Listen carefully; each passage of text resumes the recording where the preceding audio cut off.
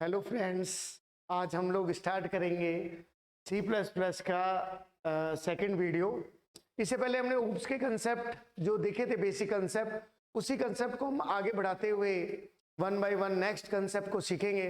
और जैसे जैसे आप लोग कंसेप्ट को सीखेंगे वैसे वैसे ही आप कोडिंग को इजीली कवर कर पाएंगे, और यही आपके लिए ज़्यादा ज़रूरी है। और जब आप कोई कंपटीशन देंगे तो इन्हीं से ही आपके क्वेश्चन निकल कर आएंगे। तो पहले मैंने केवल आपको फंक्शन को कॉल करना बताया था। मैंने आपको बताया था कि टास्क क्या होती है, इसके बारे में मैंने आपको बताया था। अब हम लोग क्या करेंगे, अब हम लोग आर्गुमेंट को पास करना, वैल्यू को रिटर्न करना, ताकि हम ज़्यादा से ज़्यादा कंसेप्ट क्लियर कर सके और पेपर को क्लियर कर सके और कोडिंग सीख सके। अगर आपको अपने लेवल को जांच करनी हो तो आप देख डेमो के ऐप पर अप्लाई कर सकते हैं। चलिए हम लोग बात करते हैं, डिस्कस करते हैं ऑब्जेक्ट पासिंग और ऑब्जेक्ट रिटर्निंग में। सबसे पहले हमने क्या बनाई, एक क्लास बनाई, क्लास का कर्ली ब्रैकेट शुरू किया। अब आपने क्या लिखा, पब्लिक। ये जो आप बना रहे हैं, जो भी आप क्लास बनाते हैं, उस क्लास के अंदर बाय डिफॉल्ट सारे वेरिएबल प्राइवेट होते हैं। अगर आप किसी को पब्लिक रखना चाहते हैं तब आपको पब्लिक लिखना पड़ेगा और फिर कॉलन का यूज करना पड़ेगा। नेक्स्ट चीज, क्लास का कर्ली ब्रैकेट शुरू करेंगे, कर्ली ब्रैकेट बंद करेंगे और लास्ट में सेमीकोलन लगाएंगे। अब देखिए नेक्स्ट चीज, इसी प्रोग्राम का पार्ट है मेन फंक्शन। ये एक ही प्रोग्राम है जिसे आप लिखकर रन करेंगे। अब आपको क्या करना है, इस क्लास का एक ऑब्जेक्ट बनाना है। ऑब्जेक्ट आप यहां बनाएंगे। जैसे ही आप ऑब्जेक्ट बनाएंगे तो बनाने के लिए आप लिखेंगे XYZ OB। ओबी के बदले आप नाम कुछ भी ले सकते हैं, पर साथ में क्लास का नाम लिखा जाएगा जो भी आप यहां लेंगे। जैसे मैंने XYZ लिया। अब नॉर्मल जो है वो तो मैं OB.fun करके हमारे फंक्शन को कॉल कर लेता हूं। जैसे यहां पर अगर आप void fun फंक्शन बनाते हैं, अभी ये मैं चीज आपको पिछली वीडियो में बता चुका हूं। अभी मैं आपको आर्गुमेंट पास करना और वैल्यू को रिटर्न करना सिखाऊं। चलो पहले हम लोग आर्गुमेंट पास करना देख लेते हैं। जब भी हम लोग आर्गुमेंट पास की बात करते हैं तो सबसे पहले हमें वेरिएबल सोचने पड़ेंगे, जो वेरिएबल हम लोग उसके अंदर पास करना चाहते हैं। जैसे मैंने इंटीजर A और B लिया। अब हम लोग उसको इनपुट कराएंगे। आर्गुमेंट अगर आप फंक्शन में पास करना चाहते हैं तो आपको पहले उसको इनपुट करवाना पड़ेगा फंक्शन में, मतलब यहां से यहां पास करना है। जब यहां से यहां पास करना है तो इनपुट यहां होगा, इनपुट मेन फंक्शन में होगा, तभी इस तरफ क्या होगा, ये पास होगा। तो मैंने सीन A और B करवाया, मैंने इसको फंक्शन के ब्रैकेट में लिखा A और B, सेमीकोलन लगाया, और जैसे ही मैंने यहां लिखा तो यहां पर ये पास हो गया। दो आर्गुमेंट इनपुट हुए, दो आर्गुमेंट यहां पास हो गए। अब मेरी मर्जी है कि मैं उस पर क्या काम करना चाहता हूं। चाहे मैं किसी भी तरह का प्रोग्राम लिखना चाहूं, चाहे GCD है, फिबोनाची है, या जो हमारा असली यूज होता है उसके कंसेप्ट का कोई प्रोजेक्ट अगर हम बनाना चाहे तो वो हम यहाँ बना सकते हैं। लेकिन अभी हमें कंसेप्ट क्लियर करने हैं। MCQ अगर आप चेक करेंगे तभी आपके कंसेप्ट क्या होंगे, क्लियर होंगे। तो देखिए आपने A और B को पास कराया, A और B यहाँ पहुंचे। अब आपने लिखा C बराबर A + B, और फिर आपने सी आउट किसको प्रिंट करवाया, सी को इनपुट कराया, पास कराया, जोड़ा और प्रिंट करवा दिया। इसको बोलते हैं आर्गुमेंट पास करना। प्रोग्राम को ढंग से देख लीजिएगा कैसे ये काम कर रहा है। लेकिन अगर मान लीजिए आप वैल्यू को रिटर्न करना भी सीखना चाहते हैं तो बदलाव क्या किया जाएगा। जब आप वैल्यू को रिटर्न करना चाहते हैं तो यहां पर एक तो आप प्रिंट नहीं कराएंगे, एक आप यहां वॉइड यूज नहीं करेंगे। इसका मतलब जो भी हमारा रिजल्ट आएगा उस रिजल्ट को हम रिटर्न करवाएंगे। क्या लिखा मैंने, रिटर्न सी, यहां आगे लिखा इंटीजर।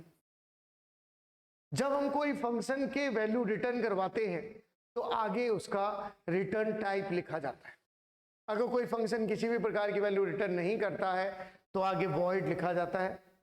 जैसे ही इसने रिटर्न किया तो ये रिटर्न होके यहां पर किसी वेरिएबल में आएगा।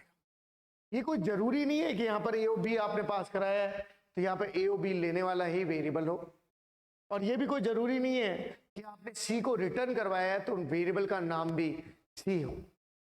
आप जो कर रहे हैं वो आप आर्गुमेंट पास वैल्यू रिटर्न कर रहे हैं और उसके अंदर एक सेकंड कॉपी बनती है। इस वेरिएबल को आप जो है इनपुट करवाएंगे, कहां डिक्लेयर करेंगे, यहां पर, और इसका वेरिएबल आप डिक्लेयर करेंगे यहां। तो ये हमारे पास में दो वेरिएबल हो जाएंगे। तो देखिए सबसे पहली चीज मैंने यहां पर लिखा इंटीजर x, क्योंकि हम इसको यहां यूज कर रहे हैं, और इस वेरिएबल को मैंने यहां डिक्लेयर किया।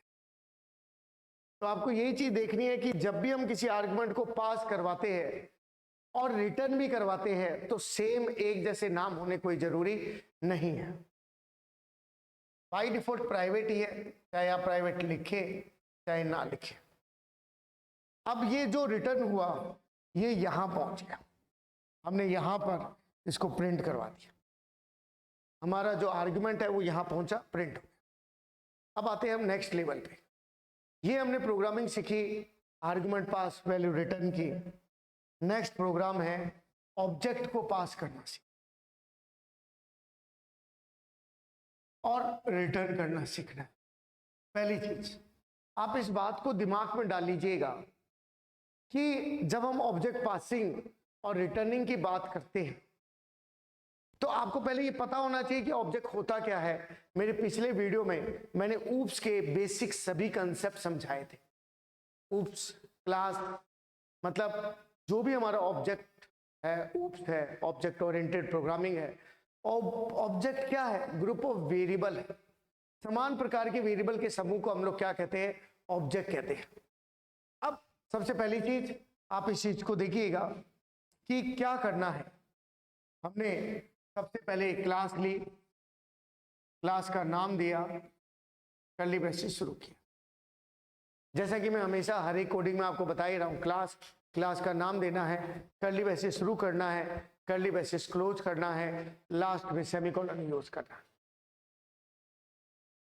अभी मैंने आपको इसी वीडियो में समझाया कि अगर आप ऑब्जेक्ट को पास करने का सोच रहे हैं, मेन से फंक्शन में पास करवा रहे हैं। जब आप मेन से फंक्शन में पास कराने का सोच रहे हैं तो इनपुट यहां होगा, मेन में होगा, यहां तो हम जस्ट पास करेंगे। तो इसका मतलब इनपुट कराने के लिए यहां पे हमें इस क्लास की ऑब्जेक्ट डिक्लेयर करने पड़ेंगे। मान लीजिए मैंने दो ऑब्जेक्ट डिक्लेयर कर, एक ऑब्जेक्ट अगर हम रिटर्न कराते हैं तब हम उसके लिए उपयोग लेंगे। अब देखिए हमने यहां पर एक फंक्शन बनाया, फंक्शन का नाम मैंने लिखा void get। मैंने यहां पब्लिक लिखा और ऊपर वेरिएबल लिखे। ये जो ए ओ बी वेरिएबल मैंने लिए हैं, ये वेरिएबल हमारे इंस्टांस वेरिएबल कहलाते हैं। क्या कहलाते हैं? Instance variable. तो ये हमारे इंस्टांस वेरिएबल है जो जैसे ही ऑब्जेक्ट बनते हैं उसके लिए ऑटोमेटिकली वैल्यू को स्टोर कर चुके होते हैं। OB1, OB2, OB3 तीनों के अंदर ए ओ बी आ चुके हैं। ए बी ए बी ए, जैसे ऑब्जेक्ट बना आपके नाम उसके अंदर स्टोर हो चुके हैं। इसको हम लोग बोलते हैं इंस्टांस वेरिएबल। जैसे कि पिछले वीडियो में मैंने आपको लोकल वेरिएबल और ग्लोबल वेरिएबल बताया था, जो कि हमारे सी लैंग्वेज की वीडियो में शामिल था। तो C++ को अगर आप कर रहे हैं, ऊप्स के कंसेप्ट को अगर आप समझ रहे हैं, तो पहले आपको सी के बेसिक कंसेप्ट करने पड़ेंगे, और उसकी प्रैक्टिस अगर आपको करनी है तो आपको MCQ की जरूरत पड़ेगी, जो कि मैंने आपके लिए देख डेमो आपको बना दिया। चलिए दो वेरिएबल हमने लिए। अब मैं जैसे ही यहां पे लिखूंगा ob1.get, क्या होगा? गेट फंक्शन कॉल होगा, और मैंने लिखा सीन A और B। इससे पहले अगर मुझे मैसेज देना हो तो मैसेज भी दे सकता हूं। जितनी बार फंक्शन कॉल होगा उतनी बार वैल्यू इनपुट होगी, यानी कि यहां पर भी वैल्यू इनपुट होगी। यानी कि क्या हुआ, यानी यही हुआ कि आपने OB1 के साथ गेट फंक्शन कॉल किया, ये दोनों वैल्यू जो भी आप कमांड लाइन से इनपुट करेंगे वो ऑटोमेटिकली इस ऑब्जेक्ट में चली जाएगी। इसी तरह से जब आप OB2 डॉट गेट करेंगे तब गेट फंक्शन दोबारा से कॉल होगा और पिछली बार इसमें गई थी, इस बार OB2 में चली। जब ऑब्जेक्ट कॉल करता है फंक्शन को तो वैल्यू उसी ऑब्जेक्ट के लिए क्या होती है, स्टोर होती है। अब मैं क्या चाहता हूं, मैं इस पे कोई भी प्रोसेसिंग कर सकता हूं। दो ऑब्जेक्ट, दो स्टूडेंट, दो एम्प्लॉय या एक से ज्यादा एम्प्लॉय, एक से ज्यादा रिजर्वेशन सिस्टम में हम लोग एम्प्लॉय के नाम ले सकते हैं, बैंक में हम लोग एम्प्लॉय के नाम ले सकते हैं। मतलब कोई भी प्रोजेक्ट अगर हम लोग डेवलप करते हैं तो सभी जगह हमें ऑब्जेक्ट की आवश्यकता पड़ती है। एक ऑब्जेक्ट क्या है, ग्रुप ऑफ एंटिटी। बात समझने की है कि आपने OB1 डॉट गेट किया, OB2 डॉट गेट किया, दोनों में वैल्यू आ गई। अब चाहे तो आप एक ऑब्जेक्ट की वैल्यू दूसरे ऑब्जेक्ट को असाइन कर सकते हैं, दोनों ऑब्जेक्ट के बीच कंपेयर कर सकते हैं, स्वैपिंग कर सकते हैं, कुछ भी। चलिए हमने जोड़ने का काम कर देते हैं। OB3 डॉट, सब हमने किया। कितने ऑब्जेक्ट पास करा रहे, दो ऑब्जेक्ट। एक कौन सा है, OB1 और एक कौन सा है, OB2। जैसे ही मैंने इसको लिया तो एक सम नाम का फंक्शन कॉल हो जाएगा। वॉइड लगाया है क्योंकि मैं अभी वैल्यू रिटर्न करना आपको नहीं सिखा रहा। आपने क्या देखा, आपने देखा कि यहां से दो ऑब्जेक्ट इनपुट हुए थे, दोनों ऑब्जेक्ट यहां से पास हुए थे। कौन से फंक्शन में पास हुए, सम फंक्शन। अभी 2 मिनट पहले ही मैंने आपको बताया था कि वेरिएबल का नाम बदला जा सकता है, तो ऑब्जेक्ट का नाम भी आप बदलना चाहो तो यहाँ पर दूसरे नाम ले सकते हैं, क्योंकि उनका स्कोप लोकल है, वो वहां तक ही एक्सेस हो सकते हैं, वो यहाँ पर एक्सेस नहीं हो सकते। अब मैंने यहाँ पर क्या लिखा, मैंने यहाँ पर लिखा XYZ OB1 XYZ OB2। मैंने एक वेरिएबल में अगर वैल्यू स्टोर करानी है तो मैं लिखूंगा, या ऑब्जेक्ट में स्टोर करानी है तो OB3। मैं लिखा OB3 का A का A और OB2 का A। इसी तरह से OB3 का B बराबर OB1 का B और OB2 का B। मतलब पहला आर्गुमेंट पहले से और दूसरा आर्गुमेंट दूसरे से जुड़ेगा और हमारे तीसरे ऑब्जेक्ट में स्टोर हो जाए। अगर हम वैल्यू रिटर्न करना नहीं सीखना चाहते या हम एक बार बेसिक समझना चाहते हैं तो हम यहीं पर ही इसको सी आउट करवा लेंगे, प्रिंट करवा लेंगे।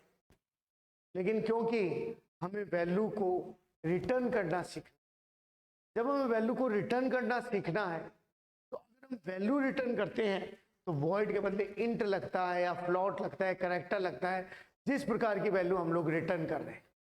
बट अगर हम ऑब्जेक्ट को रिटर्न करते हैं, जैसे मान लीजिए मैं यहां से रिटर्न OB3 करता, क्या बदलाव आएगा, तो आप ये समझे कि यहां वॉइड नहीं लिखा जाएगा, यहां पर क्लास का नाम लिखा। यानी कि जब हम कोई भी आर्गुमेंट पास करते हैं तो हम उसका डेटा टाइप वहां पर असाइन कर सकते हैं, लेकिन जब हम वहां से रिटर्न करते हैं यहां से, तो हम वॉइड नहीं लिखते, हम रिटर्न टाइप लिखते हैं। OB3 बना किसके साथ था, OB3 बना था क्लास के साथ, तो आगे लिखा भी क्या जाएगा, आगे लिखा भी क्लास का नाम। इन्हीं छोटी छोटी बातों से ही कोडिंग पर हमारी पकड़ मजबूत बनती है, जो कि आगे के क्वेश्चन करने में हमें हेल्पफुल रहते हैं। तो जरूरी यही है कि ये नहीं कि आपने रैंडमली कोई वीडियो देख लिया और आप उसको चेक करें। जब तक आप एक सीरीज में किसी चीज को नहीं समझते तो वो चीज समझ में नहीं आती। अब आप देखिए, मैंने आपको बताया कि ऑब्जेक्ट को मैंने रिटर्न किया तो आगे किसका नाम लिखा मैंने, क्लास का। जब ऑब्जेक्ट रिटर्न होगा तो लेने वाला भी कौन होगा, object. Argument pass, value return. तो फंक्शन का जो टॉपिक है, जो मैंने सी लैंग्वेज में आपको अभी नहीं बताया, तो अगर आपको कवर करना हो तो वो आप यहां से कवर कर सकते हैं। मतलब एक सीढ़ी है, एक लैडर है, ऑब्जेक्ट जब यहां पहुंचा तो मैं उसको फंक्शन के द्वारा ही प्रिंट करवाऊं, सीधा प्रिंट नहीं करवा सकते। क्यों? क्योंकि ये डेटा जो है ये डेटा प्राइवेट डेटा होता है और प्राइवेट डेटा क्लास के बाहर एक्सेस नहीं हो सकता, जिसको हम लोग डेटा हाइडिंग कहते हैं। अब क्या हो रहा है, जब मैं ob3.display करूंगा तो मैं ऊपर void display लिखूंगा, इसीलिए मैं प्रिंट फंक्शन के अंदर करूं। जैसे कि मैंने गेट में इनपुट करवाया और ऑब्जेक्ट को कॉल करवा के उसको यूज करा, वैसे ही सेम डिस्प्ले के लिए होगा। मैं ob3.display करूंगा और उसको कॉल करूं। इसका मतलब ये क्यों करना पड़ता है? क्योंकि हम ऊप्स के डेटा हाइडिंग कंसेप्ट को फॉलो करना चाहते हैं। ये हमारे दो टॉपिक हमने बढ़िया तरीके से करे। अब हम नेक्स्ट टॉपिक पर डिस्कशन करते हैं। नेक्स्ट जो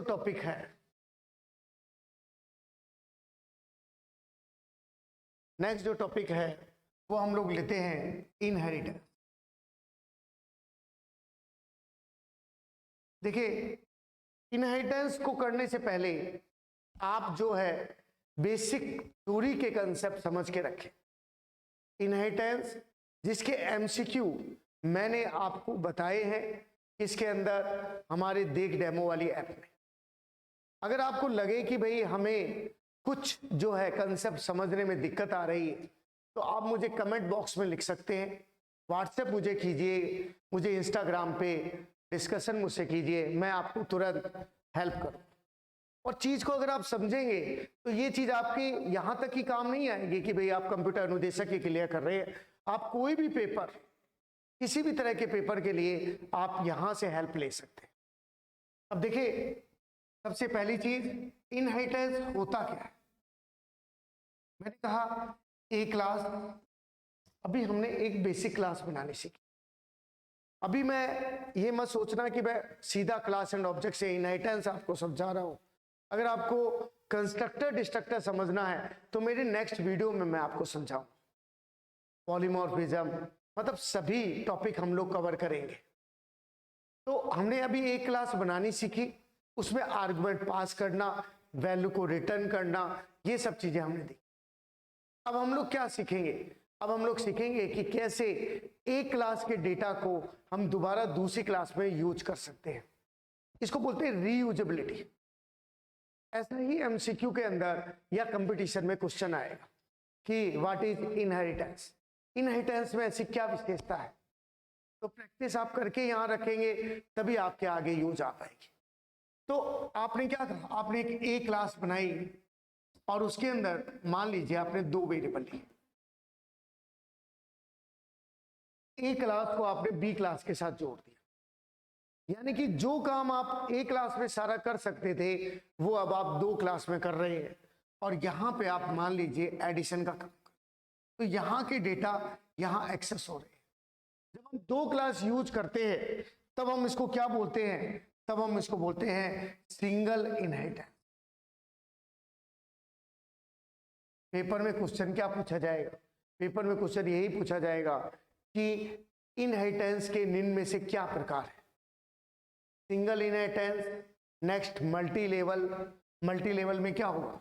एक क्लास, उसको हम दूसरी क्लास से जोड़ेंगे, उसको हम तीसरी क्लास से जोड़ेंगे। ये क्या है? Multi level inheritance. और इसी तरह से एक होगी, हमने एक क्लास को आगे दो क्लास के साथ जोड़ दिया, तो ये कौन सी इनहेरिटेंस है? ये हिरारिकल इनहेरिटेंस। एक क्लास को एक से ज्यादा दूसरी क्लासों में जोड़ना, ये होगी आपकी हिरारिकल। ये आपके हो गए मल्टी लेवल, ये होगी आपकी सिंगल इनहेरिटेंस। अब अगर मैं आपको कहता हूं कि दो क्लास, उनको जोड़कर अगर हम तीसरी क्लास में एक्सेस करते हैं, मतलब more than one parent class. Question का तरीका समझ के रखिएगा, ढंग से सुनेंगे तभी कंपटीशन की तैयारी हो पाएगी। मतलब दो या दो से अधिक क्लास अगर किसी एक डिराइव्ड क्लास में जुड़ रही है तो ये क्या है? ये मल्टीपल है, मल्टीपल इनहेरिटेंस है। सिंगल हो गया, मल्टी लेवल हो गया, हिरार्कल हो गया, और हाइब्रिड। नेक्स्ट होती है दो इनहेरिटेंस को मिलाकर अगर हम तीसरी इनहेरिटेंस बनाते हैं, जैसे कि ये किसका कॉम्बिनेशन है, मल्टी लेवल और मल्टीपल, इन दोनों का जो कॉम्बिनेशन है वही हिरारिकल है, हाइब्रिड है। ये हो गया आपका मल्टीपल, ये मल्टी लेवल। हाइब्रिड का मीनिंग यही होता है कि दो प्रकार की इनहेरिटेंस को जोड़कर एक तीसरी प्रकार की इनहेरिटेंस बनाना। अब मैं एक कोडिंग आपको, बेसिक सी कोडिंग आपको बताता हूं। मैंने आपको भी बताया था कि हम दो क्लासें यूज कर रहे हैं, ए क्लास और बी क्लास। बात को समझिएगा कि अगर मैंने यहां लिखा क्लास ए, उसे मैंने दो वेरिएबल डिक्लेयर करे, मैंने उसको पब्लिक डिक्लेयर किया। वेरिएबल जो है, चीज को पकड़िएगा कि मैं वेरिएबल को अब एक नया कंसेप्ट आपके साथ समझा रहा हूं, प्रोटेक्टेड। प्राइवेट डेटा क्लास के बाद एक्सेस नहीं हो सकता, लेकिन प्रोटेक्टेड जो डेटा है वो इनहेरिट क्लास तक एक्सेस हो सकता है। इसका मतलब क्या होगा, जब मैं यहां लिखूंगा पब्लिक, तो मैं यहां कोई फंक्शन, मैंने लिखा वॉइड गेट, वॉइड गेट मैंने लिखा और मैंने उसके अंदर सीन ए और बी को इनपुट करा दिया, क्लास को शुरू किया, क्लास को बंद कर दिया। अब मैंने यहां पे मेन लिखा। अब यहां पर मैंने एक सेकंड क्लास बनाई, क्लास बी कॉलन पब्लिक। ये होता है एक क्लास को दूसरी क्लास से जोड़ने का तरीका। बीच में है एक्सेस मॉडिफायर।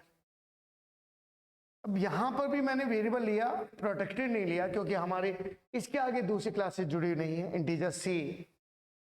और पब्लिक लिखने के बाद आपने क्या लिखा, वॉइड सी बराबर ए प्लस बी सी आउट सी कर्ली ब्रेसेस क्लोज सेमी। अब क्या कर रहे हैं आप, अब आपको करना है कि इस लास्ट क्लास का, जो भी हमारी लास्ट डिराइव क्लास है, उसका ऑब्जेक्ट बनाया जाए। तो हमने लास्ट क्लास का एक ऑब्जेक्ट बनाया बीओपी। अब मैं उस बी के साथ में कॉल कर सकता हूं ओबी डॉट गेट फंक्शन को, जो कि कितनी संख्या इनपुट करा देगा, 2। इसी तरह से ओबी डॉट सम फंक्शन को, जो कि क्या करेगा, 2 संख्या को ऐड कर। जो बेस क्लास है वो जनरल कंसेप्ट रखती है, उसको हम लोग जनरलाइजेशन कहते हैं। ऐसे ही क्वेश्चन आपसे पूछे जाएंगे। और जो डिराइव्ड क्लास है वो स्पेशल कंसेप्ट रखती है, इसे हम लोग स्पेशलाइजेशन कहते हैं, जो स्पेशल एट्रीब्यूट है। तो ये आपने पढ़ा है सिंगल इंट। अब अगर मान लीजिए मैं इसे मल्टी लेवल में बदलना चाहता हूं, तो मैंने क्या लिया, ए क्लास, एक बी क्लास और एक मैंने ले लिया सी क्लास। तो इसका मतलब क्या हो रहा है, इसका मतलब आपने यहां पर ए लिया। इन्हीं बेसिक प्रोग्राम से आपको कोडिंग समझ में आएगी और जिससे आगे एमसीक्यू सॉल्व। अब देखिए क्लास ए आपने लिया, देखो मैं थोड़ा थोड़ा सा बदलाव आपका इसमें कर रहा हूं, और ये आपने इसको हटा दिया। ए आपने डिक्लेयर किया, वेरिएबल आपका पड़ा है, कोई बात नहीं है। यहां पर अब आपने किसको इनपुट किया, हमारे दूसरे फंक्शन। दूसरे फंक्शन का नाम आपने रखा वॉइड, इसका कर लिया गेट 1 गेट 3 बी। किस टाइप का डिक्लेयर किया, पब्लिक टाइप। पब्लिक में वॉइड गेट 1, पब्लिक में वॉइड गेट 2। क्लास बताओगी, 2 क्लासें होगी, क्लास ए हो गया, क्लास बी हो गया। अब हम क्या कर रहे हैं, अब हम बनाएंगे क्लास सी। क्लास सी बनाने के लिए कैसे करेंगे काम, देखें। सबसे पहले मैंने यहां क्या लिखा, class C colon public B. Class C को बी के साथ जोड़ा। अब यहां क्या लिखा, पब्लिक, और क्या लिखा यहाँ पे, वॉइड सम वेरिएबल, अगर आप डिक्लेयर करना चाहो तो इंटीजर सी। अब आप क्या करेंगे, सी बराबर ए प्लस बी और सी आउट, इसको प्रिंट करवा लिया। अब जैसे ही आप कॉल करेंगे सम फंक्शन कॉल हो जाएगा। मतलब हमेशा जो हमारी लास्ट क्लास है उसका ऑब्जेक्ट बनता है और वही ऊपर के सभी फंक्शन को कॉल करता है। तो आज की इस वीडियो में हमने पढ़ा हमारे बेसिक जो है object passing, object returning, argument pass, value return के बेसिक और इनहेरिटेंस के बेसिक। इसके अलावा आगे की जो वीडियो है उसमें मैं इससे और अधिक अच्छे लेवल पे आपको मैं कवर कराऊंगा। आज के लिए हमारे देख डेमो पर इतना ही आपके लिए। Thank you.